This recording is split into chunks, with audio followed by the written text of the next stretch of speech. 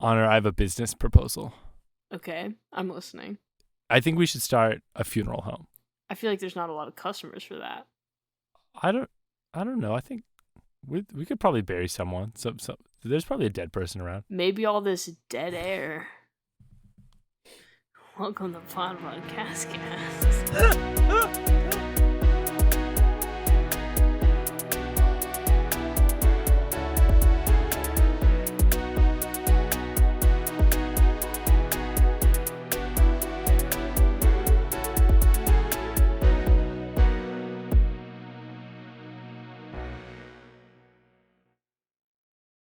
Hello and welcome to Podpodcastcast. It's a podcast where we talk about other podcasts. I'm Sam. And I'm Honor. Honor, stop Sam laughing about that took the words outtake. So bad. Shush, it never happened. And today we are in the fiery furnaces of Hades. At least I am. You say we boldly. It's the royal we. I'm chilling. Yeah, so it is a sad time. It's a sad time of year. Me and Honor have split up. We're not in the same recording studio as we usually are, which I know, listener, hold back your tears. Stiff upper lip, okay? We'll get through this. Yeah.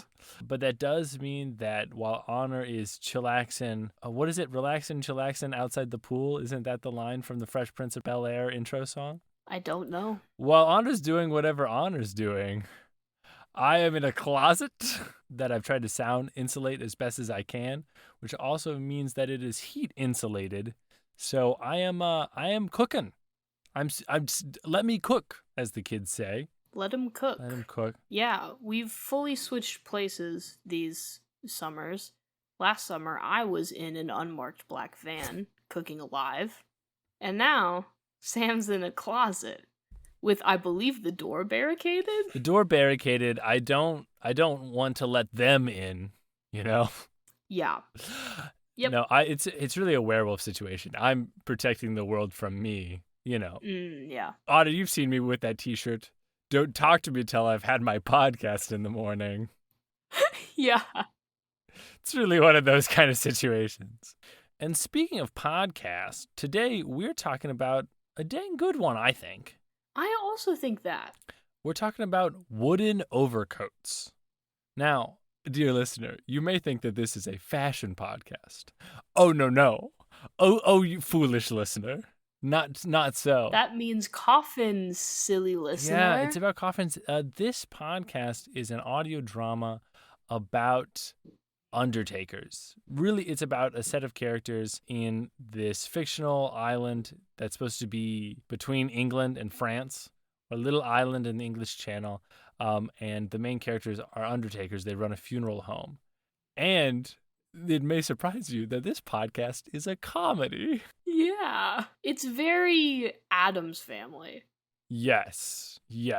That's, I think, a really good way to describe it. Now, it's not quite as, fantastical as the Addams Family, but our main characters are oddballs that are just more kind of dark and strange, but that aspect of them is used for comedic effect. Yeah, it's certainly not, I was going to say it's certainly not a drama. I don't know that there's, I guess, some dramatic moments, but this is pretty through and through a comedy. Yeah. It's not a laugh a minute, but it's a good romp. I feel like, to me, this is, and this, I might be getting ahead of myself, but this is almost in the league of, a Midnight Burger or a Wolf 359 of, the pantheon of audio drama podcasts. Now, Honor, would you agree with me on that? Yeah, I would. I think it seems fairly well known in a similar way. It is very well done. I think you said it's a romp, and I think that's a fantastic word for it. It is a romp. You know, you get to know the characters, and you're like, all right, let's go where they're going. Let's do what they're doing.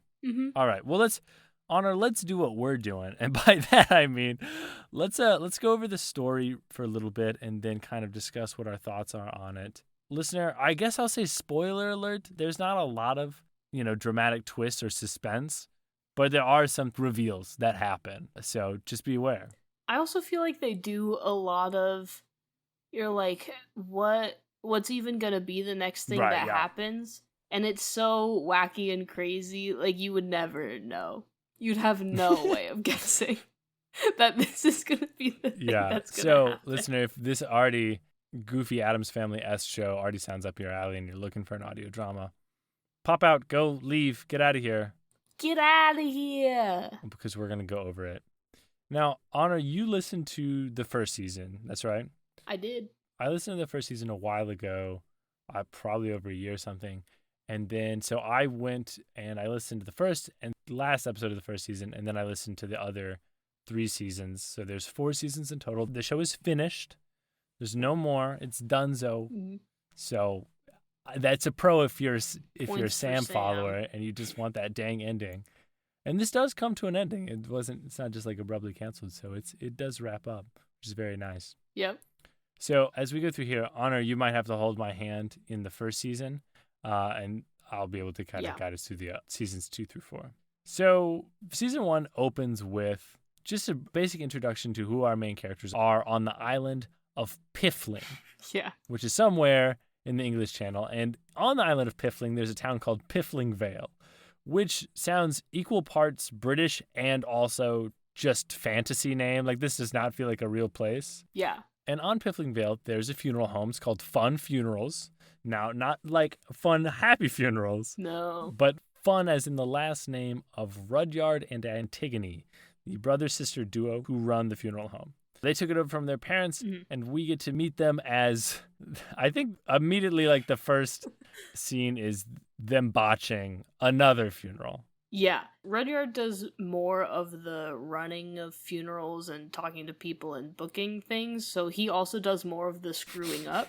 This is true. And so they botch a funeral, they like drop the coffin in the, hole in the ground too early. Someone else trips in and dies. I forgot that it's in the first episode as another fatality. Yeah, in the first episode. And then they come back to the funeral home and Antigone does all of the embalming. And so she's in the basement, like, doing her own thing. She's being perfectly competent, is the thing I want the viewers to know. And Rudyard is botching a funeral immediately. Right. So we get to meet Rudyard and Antigone, and Rudyard is kind of this gruff, asocial character. Really got a big ego. Yeah, or it has a big ego, but also seems unaware or absolutely uncaring about how the other people will feel. Yeah. Which is a funny take on someone who's running a funeral home. Yeah. Yeah, he has absolutely kind of no empathy. He says, his motto is we get the body in the ground and the coffin on time. Yep. Body in the coffin in the ground on time? Body in the coffin in the ground on time. Thank you.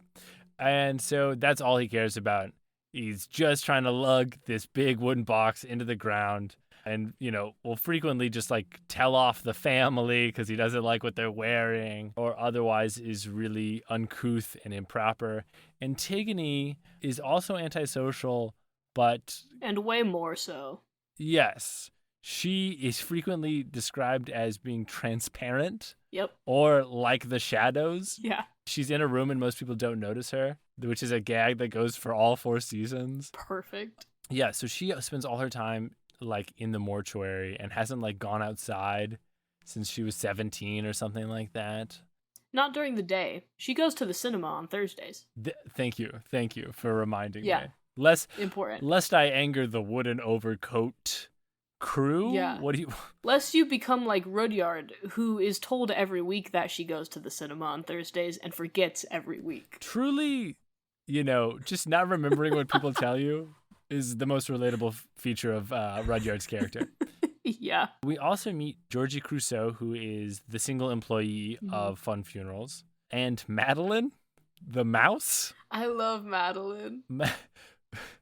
The one bit of like, kind of goofy fantasy, I don't know if it's the one bit, but certainly a bit of goofy fantasy in the show is Madeline the mouse. Madeline is Rudyard's only friend. Yeah.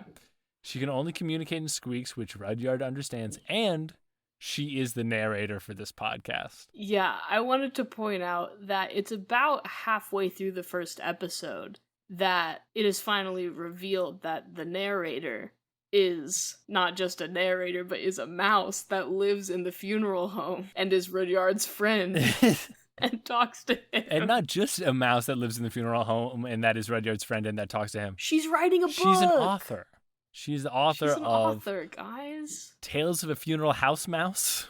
Yeah, it's coming out this summer. It's going to be a Sunday Times bestseller, which I think must mean something in England, because I don't know what that is. Or in Mouseland. Could be Mouseland, but I think, probably England. Something even more silly.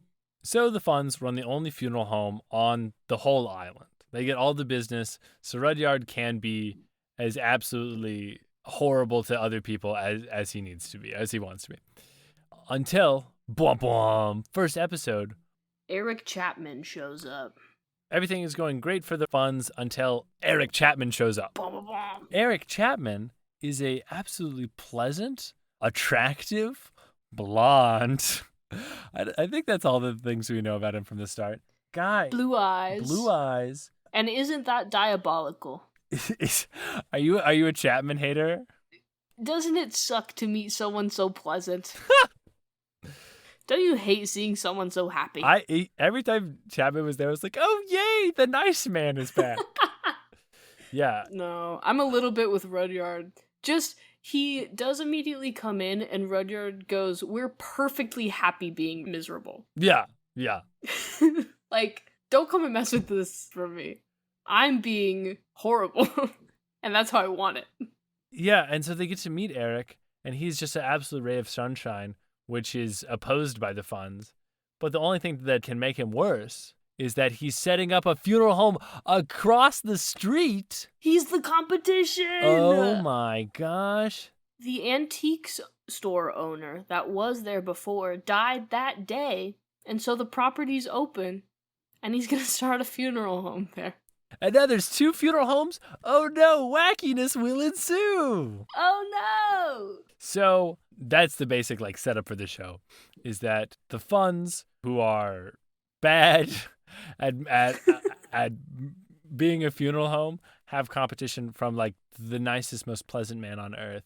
And over the course of the season, Rudyard is trying to outcompete Eric in a bunch of different ways. He tries to get the mayor to throw him out of town, say, oh, we can't have 2 funeral homes. But of course, Eric charms every single human he ever meets. Yeah. Including, I want to point out, Antigone, who is very in love with him. But also, almost subconsciously, she does this bit where she's like, yeah, he's beautiful, wonderful, so handsome. And he'll be like, what? And she'll be like, shut up! I didn't say anything.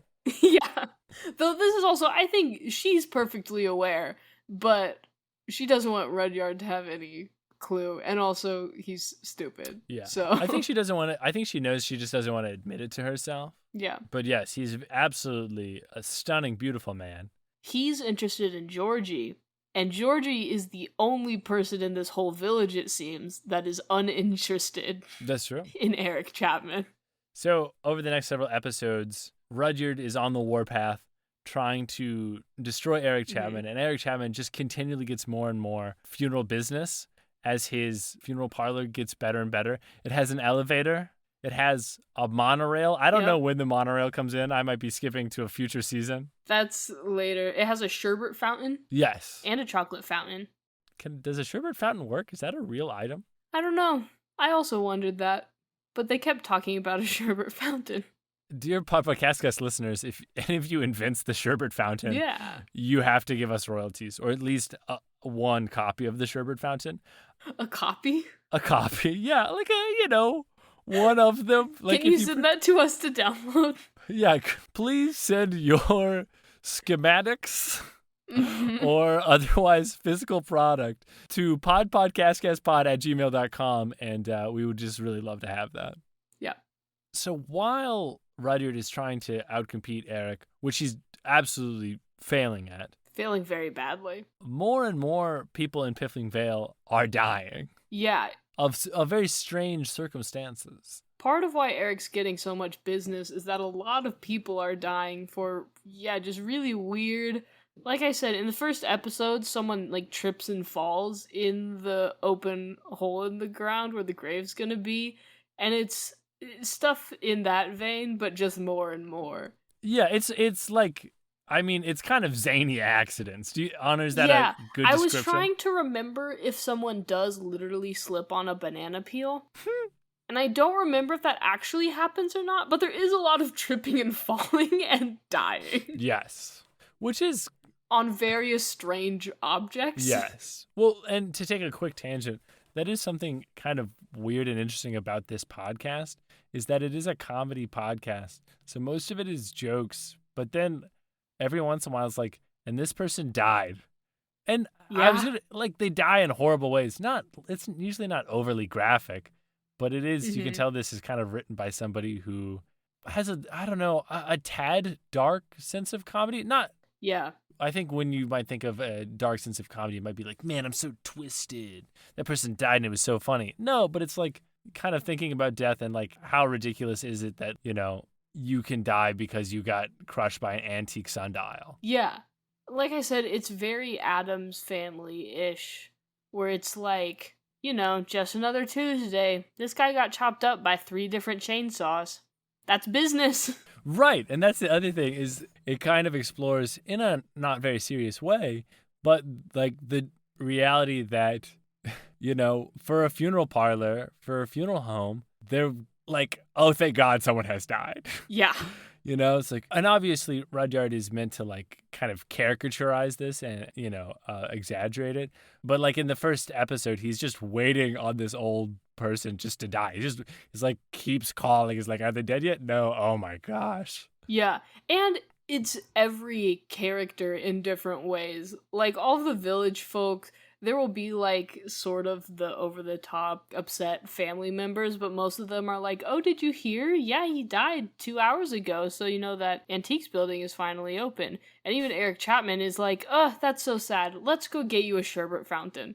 Like, yeah. He's still empathetic in a way that is the same, like, dark, absurdist humor. Yeah. Just this whole village is like that. It's like, well, a piano fell on him. That's so crazy. So, gotta get back to work. As these crazy deaths continue to happen, people start to suspect that there is a serial killer on Piffling Vale, that these are not accidents, but that they are murders. And eventually, the suspicion gets pointed to Rudyard Funn, the person everyone likes least, and who has the most to gain from having more dead people. Yeah, and as far as specifically how that happens, I do want to point out, there's several episodes in which a lot of people are dying, and no one really brings up the fact that a lot of people are dying for a small, they say 1 mile long island village. Yes. A lot of deaths are happening for a space that small, and like I said, everyone's like, well, it's Tuesday. It just happens.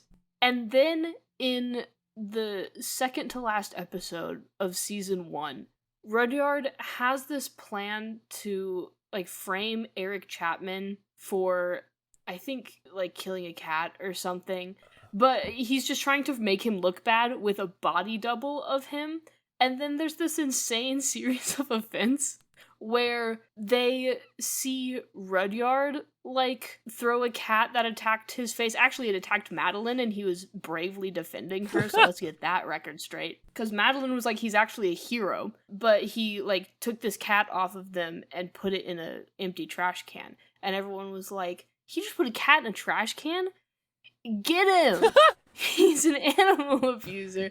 They start chasing him. He picks up this dummy of Eric Chapman because he doesn't want anyone to know that he was trying to sabotage Eric Chapman.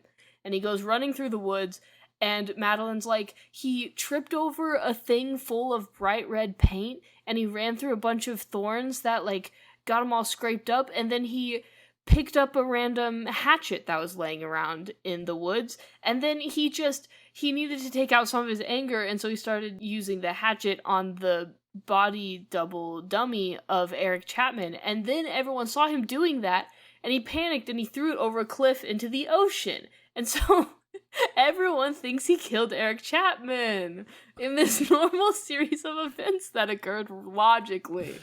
And obviously, Eric Chapman would prove that Rudyard didn't do anything wrong when he shows up. Yeah, he definitely would, except that they don't wait at all or look for Eric Chapman.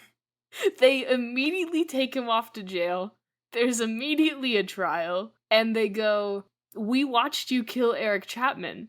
And he goes, no, did you read the statement that I gave you? And the mayor's like, I never read anything. Because through all the episodes, he's like, I'm so busy, I never read anything. I'm kept very busy. I'm kept very busy, is what he always says. And so he's like, no, I didn't read your statement. And Rudyard's like, well, if you did, I explained everything and how this is a fake body double. And everyone's like, oh, you want us to believe that you had a convenient fake dummy of Eric Chapman? And he's like, yeah, that's what happened. Can we go look for either the dummy that's in the ocean or Eric Chapman? And they're like, no, you're guilty and sentenced to death. They walk back the sentence to death. That's like one of my favorite parts. But they do sentence him to death. So throughout the season, we've got to meet a whole cast of extra characters who are fantastic, like Reverend Nigel Wavering, who is... the agnostic reverend. Yes.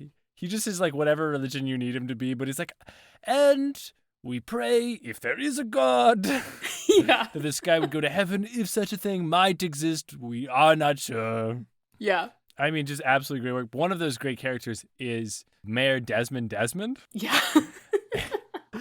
And the mayor is a buffoon, right? But for whatever reason, he's the judge during this trial, and he says, and Rudyard, I have no choice but sentence you to death. And then Rudyard's like, what? There are other options. He's like, oh, really? Thank God. Yeah. He's like, I didn't know. I didn't know. The comedy writing in this is, I mean, absolutely wonderful. So funny. Another shout out to a great character that plays a big role in this trial scene is Agatha Doyle, which I don't know if you picked up on this, Honor, but I assume is a combination of Arthur Conan Doyle and Agatha Christie, who wrote the Poirot books. I put that together right now as you started saying something, so I'm pretty proud of myself. Golf clap. Thank you. That's not golf. That's your hands smacking. Oh my God. So she is the detective and the prosecutor during this whole trial thing. And I really like her catchphrase, which is she just says something really incriminating or very benign. And she says, suspicious, one could say, which makes me very happy. She's also the village's candy shop owner, which is also like a double gig, because this is all supposed to take place in a very small village. A lot of the people wear multiple hats, but no one's so pronounced as Agatha Doyle. Yeah. Great acting and a very, very fun writing of her character. So yes, Rudyard is convicted and sentenced to like life in prison or whatever. Only to, in the final episode, after some thinking, and finally seeing Eric Chapman, who has been in the sewers, ? Yeah. He just kind of was around.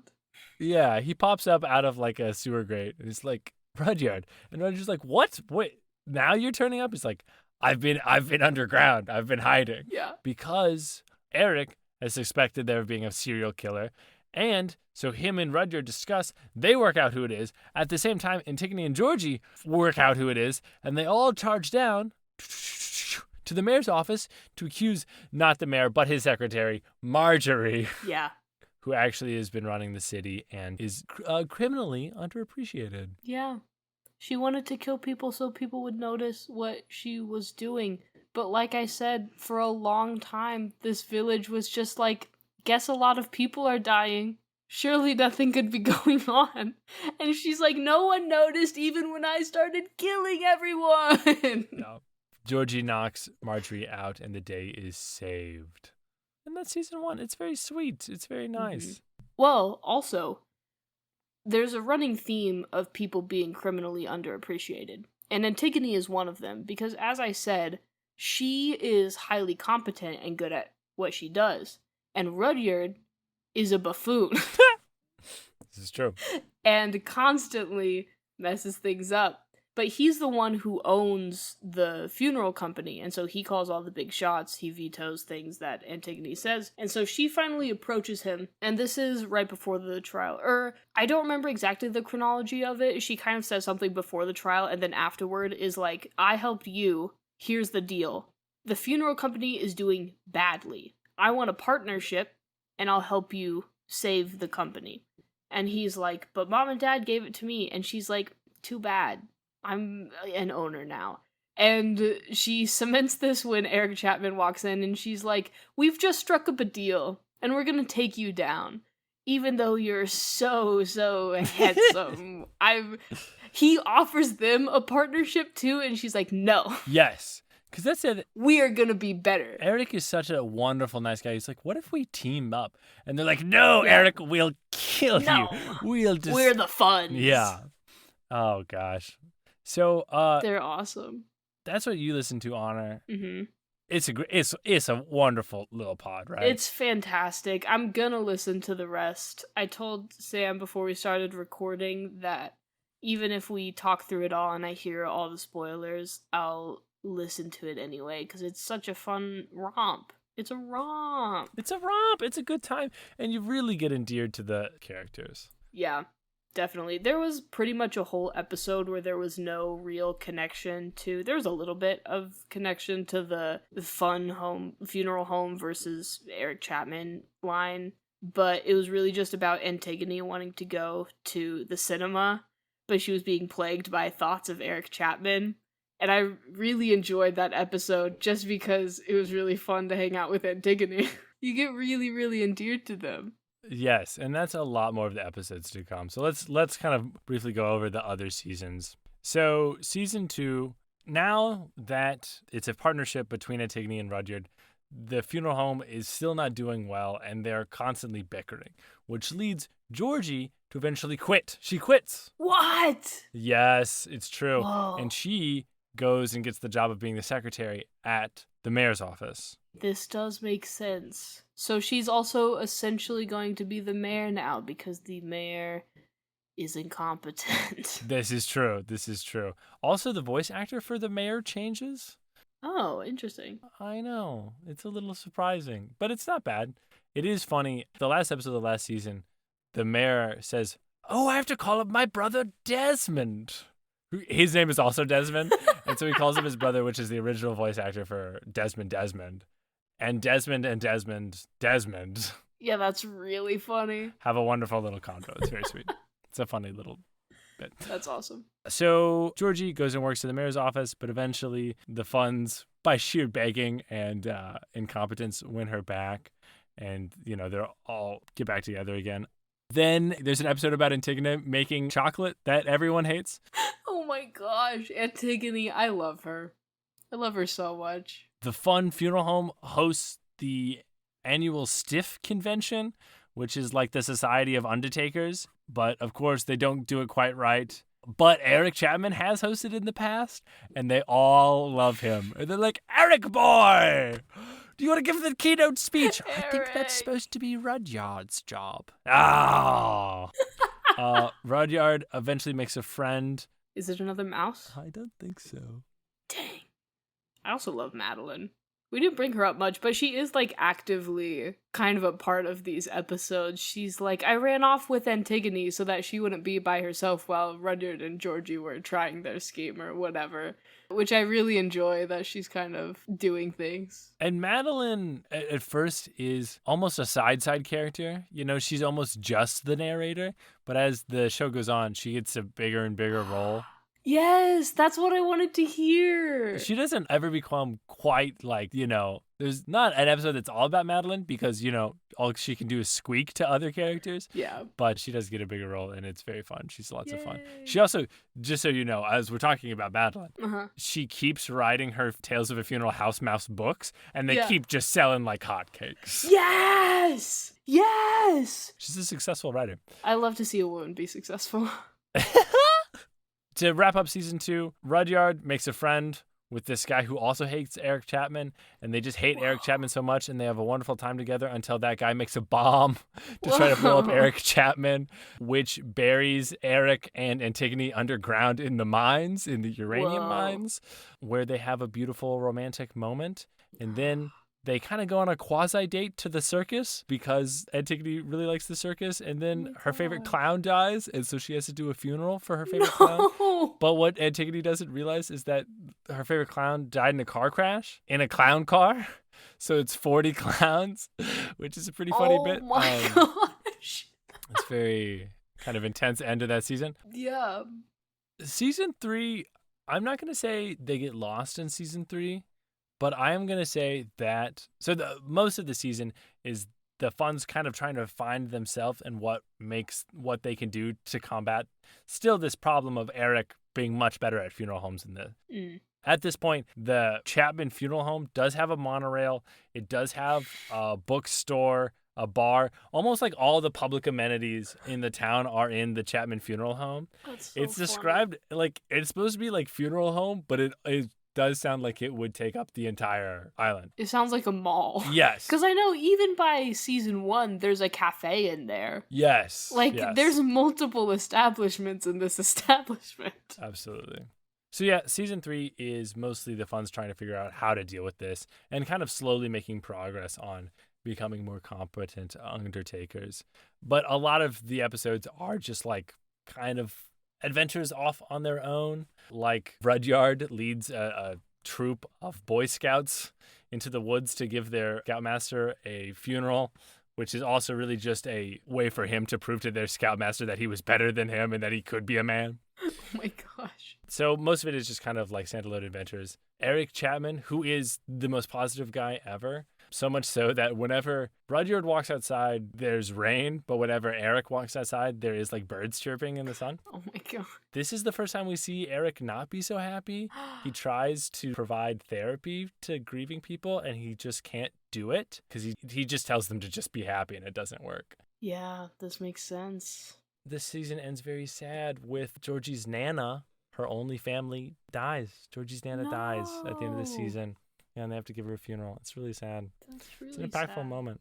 Season 4, last season, is basically, they're like, all right, this is going to be our last season. Let's wrap it up real well. So they kind of go back at the start of the season and establish a little more about Eric Chapman's mystery to kind of get you re-intrigued. Because there is this mystery, like, he's done everything. So, like, what is his deal? And there is this repeating bit about whenever anyone asks him about his past or anything, he's like, yeah, that was a long time ago. And they're like, Eric, you're doing that thing again where you stare off into the distance and you like kind of get this look on your face and you just kind of say vague things. And he's like, what?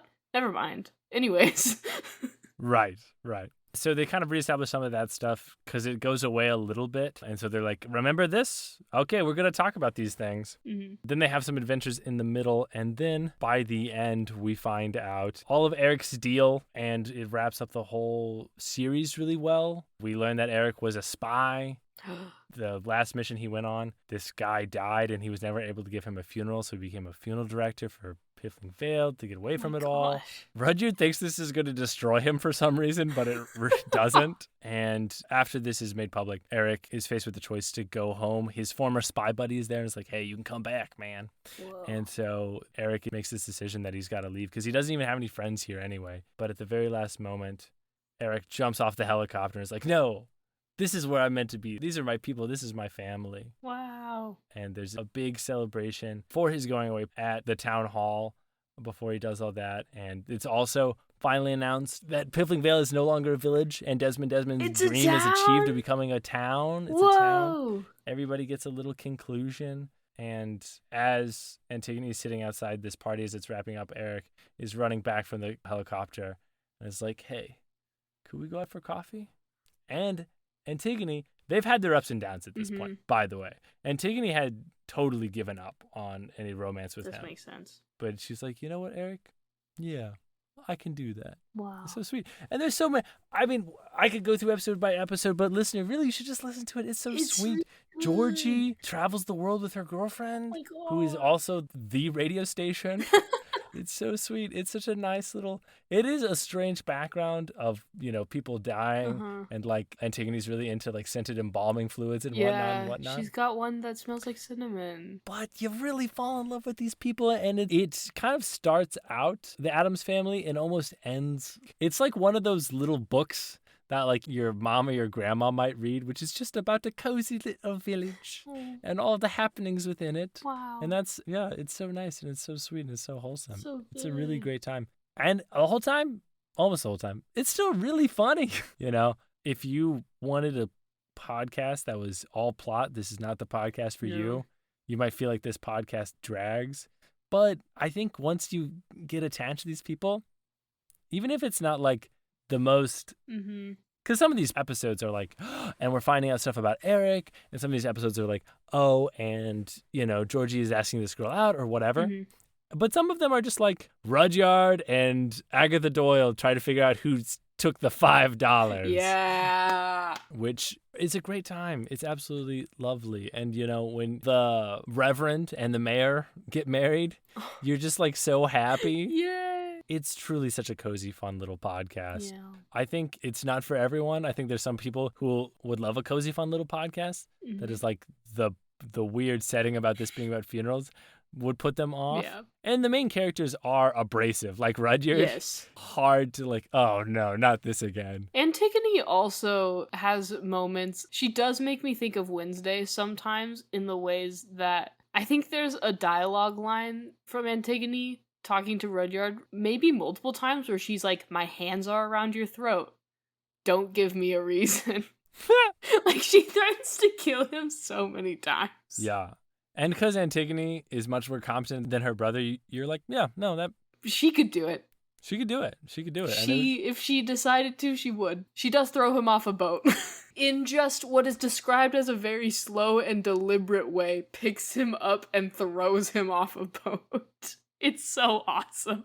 It's so awesome. And there's like so many great bits, episode to episode, the writing, the direction, and of course the acting is phenomenal across the board. I really think that all the actors that took part in this, even the people that are like side characters, are just, phenomenal. Like it's the really good. Sid Marlowe, who is the newspaper man.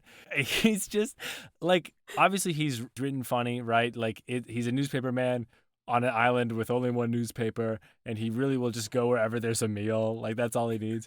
But the acting is so good. He's just like, all right, Rudyard boy, tell me what's going on here, It's just fantastic. It really is. Yeah, it's all really snappy. In both the acting, they give such great delivery of this script that is very snappy and witty.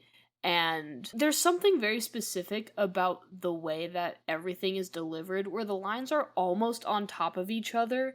There's a lot of sequences where there's like snap, snap, snap, snap. There's no break between the lines that are said, and it's just this very snappy, witty back and forth that could be done so bad. Let me make it clear. Sure. It could feel so rushed and like panicky and not come across well, but they do it so well. Very good. It's so flawlessly done. Absolutely. I think the actors playing off each other is a big part of that, but I think you're right that a lot of it is just, there's some like improv comedy podcasts out there. This is not one of them, Like, I don't know if any of these actors ad-libbed any lines, but I really think it's a strong writing voice. And there's a bunch of different writers across episodes. Tom Crowley, who is the voice of Eric Chapman, starts writing some episodes, which got me into his podcast, which that's a different episode. Ooh. Oh, a couple people who wrote for this in the final season were actors in Wolf 359.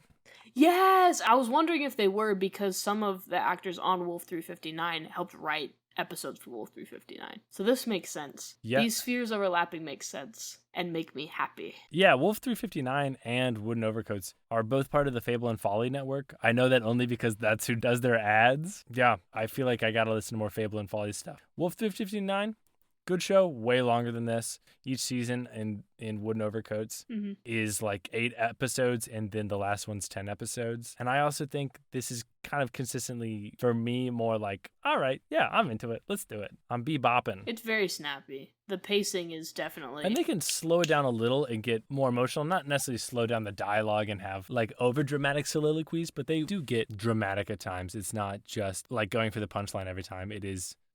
one, it is trying to develop characters, but 2, it's also dealing with death, right? Like, the ultimate, like, hard subject to broach. And so there's a lot that this podcast has to say on that topic and other ones. Not that this podcast is, like, preachy, but it's, it's a piece of art with something to say. I'll call it art. I'll say it. It's a good time. It's really, really good. It's just real good. It's a real good time. I don't think we finished that point. Like you said, some people, it just might not be your thing, that they're like, well, this guy tripped and fell off the lighthouse, so he's dead now, and we're gonna have a competition for who gets to do his funeral, or whatever the thing is. It might not be everyone's cup of tea, but it is generally speaking, lighthearted, really well written, not like grisly or gory or anything like that. Yeah. I think that should come across in our review here, is that it's much more cozy than anything else. Listener, if you listen to the first episode and you like it, then I think you'll like the show.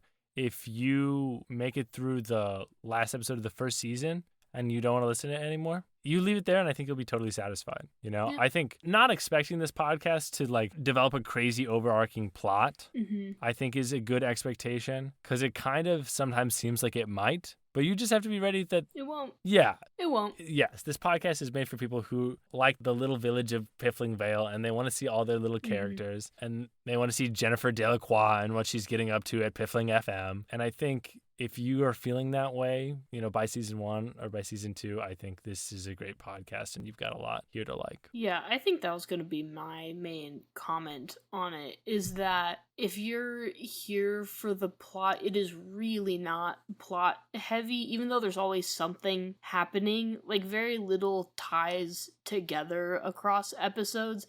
And like I said, one of the biggest plot points in season 1 near the finale happened because Madeline was like, and then he tripped through the woods and he stepped in red paint and he just happened to pick up a hatchet and then he started slashing at this fake dummy of Eric Chapman, and those things kind of just occurred and there was no reason.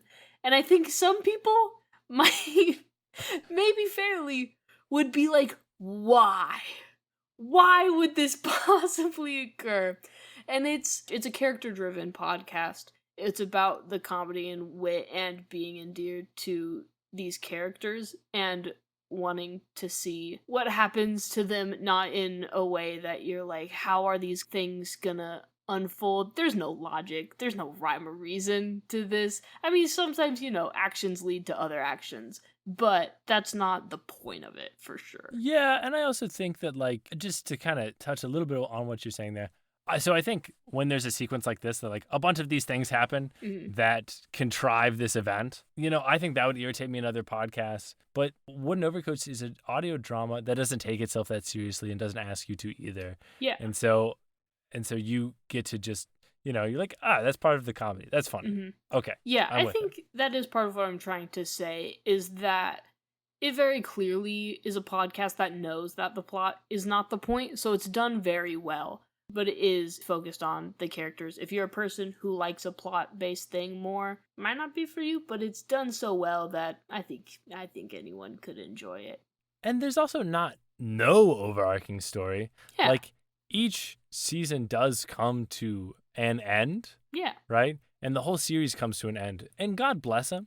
You know, I think I've espoused this theory before, that creators nowadays are a little afraid to write an ending. They're a little afraid to just finish the work. Yeah. And so it's always, let's do another season, let's do another thing, or let's just not finish it. Yep. But I think each season on its own is almost, certainly season 1 is, you could stop there and you would not be missing anything. Season 2, a tad less so, but it does finish up most of what that season was trying to say. And I think season 3 as well. And then season 4 wraps up the whole show in a really nice, wonderful little package. They're like, hey, it's not like, you know, I think of shows like Seinfeld or MASH that people famously didn't like the ending of. For season 4, it felt like the writers of Wooden Overcoats were like, let's just end it for the fans, you know, and let's give them everything that they want. And I was like, thank you. Yeah. Is it a crazy, like, twist, dramatic ending? Is it, like, super good? No. But it's like, this is nice. It's over. And I'm so happy about it. Anna can see me wiggle from side to side in glee. Shaking the whole blanket background. That's true. Of your enclosure. So there's not no plot there. There, I think, is something. But yeah, I definitely would have to say that if you want something other than just like really hanging out with these characters, you're not going to get it. Like, you're hanging out with these characters. You're coming along with Madeline the mouse, and she's sitting in whoever's pocket, or she's running around on the floor, and she's chewing up the funeral wreaths. She did that once. She helped Rudyard try to sabotage by chewing on the wreaths, and then they spelled different words that were like, you suck. It's good. It's a delight. There's a million little bits like that. Yeah. Honor, you got any other thoughts on Wooden Overcoats? I think we kind of hit it. It rocks. I think we hit it. It rocks. I'd say easily. It's probably in the realm of the other like 4.5s that we've given on this podcast. It feels easily within 4 and higher. I will be going and listening to the rest of it, even though I know it happens. And I think you'll enjoy it. So that's a sign it's good. And I will. I believe that. I'm tempted. I wasn't really thinking that I would... By a 5? I was thinking that I might tiptoe up to the 5, to the top of the scale. I don't know, a 4.8. That's what I think I'm going to do, 4.8. That's what I was also thinking. I was thinking 4.8, because, like, a 5 could be something that's truly big and grand and also does all of these things that this podcast does so well. It so cleanly and perfectly executes the things that it's doing. Right. It is doing, it's hanging out with these characters that are really awesome. So I think when we find a grand epic, it needs to be a grand epic and live up to all the standards of Wooden Overcoats, and then it can be a 5. I will be comparing a lot of things to Wooden Overcoats. Because it's dang good. It's dang good. It also, like, so many points that we didn't even touch on that just... You almost don't think about them because they're done so well, like the actual audio quality and how well they mix having voices be muffled so that you're in the environment that they're in, but still having them be audible. Like, that balance is hit so perfectly. It does so many things so well that I'm like, this is the standard that I'm going to compare a lot of things to. For sure. And a bunch of effects, right? Yeah. Like, just that almost subconscious that, like, that when Eric walks outside, you hear that it goes, and the birds are chirping. Yep. And, just so much extra work that has gone in the editing bay. So good. I'm glad you mentioned that. We would have been remiss to not talk about it. Yeah. Fantastic. Yeah, I think it's a absolutely well-polished show. It's a great show. If you like audio dramas, I'd say give it a try. The reason it's not, a 5 is that I think, kind of the topic of the show, the nature of the show, that it's about death, that the characters are a little Addams Family-esque. They're kind of dark. They're kind of weird. Might not be for everyone. It's not for everyone, right? But that's okay. If you find that you like this show, I can't imagine that you start the show, you're like, I like this, and you end up anywhere other than, all right. Yeah. I think you'll feel better than that, but I think you'll be like, this was a good podcast. Yeah. This helped me along on my commute to work or school. Yes. Or other location. Yep. 4.8, locking it in. And you know what else I'm locking in? That email to podpodcastcastpod@gmail.com. I'm sending it right now. I'm writing us our own email. No, I'm not. That's your job, listener. Listener, you clickety type. Send us an email at podpodcastcastpod@gmail.com. Send us your sherbet fountain schematics. Please, let us know your thoughts on. Let us know your thoughts on Wooden Overcoats or anything else. Give us show recommendations. We've got a little plan for the next few episodes, but I think it would be nice if we could get a little, outside our usual pod. So let us know if you have any good pods that you think we should listen to. And if you've enjoyed listening to this pod, please leave us a review wherever you're listening to this. It's Spotify, Apple Podcasts, Audible, I think now. Really? The other ones. Yeah. Wow. Pod We're Republic, everywhere. Something like that. And you must give us 5 stars or we'll find you next. And while you're there, just give us a little follow. You'll be updated the next time we review a wonderful podcast. And then you know what's going on in the world of podcasts. And you know what else is going on in the world of podcast? Not this episode. Thanks for podding with me, Honor. Thanks for podding with me, Sam. Thanks for listening, listener. And until the stars shine again in the sky of our hearts. We'll see you then. Okay, bye.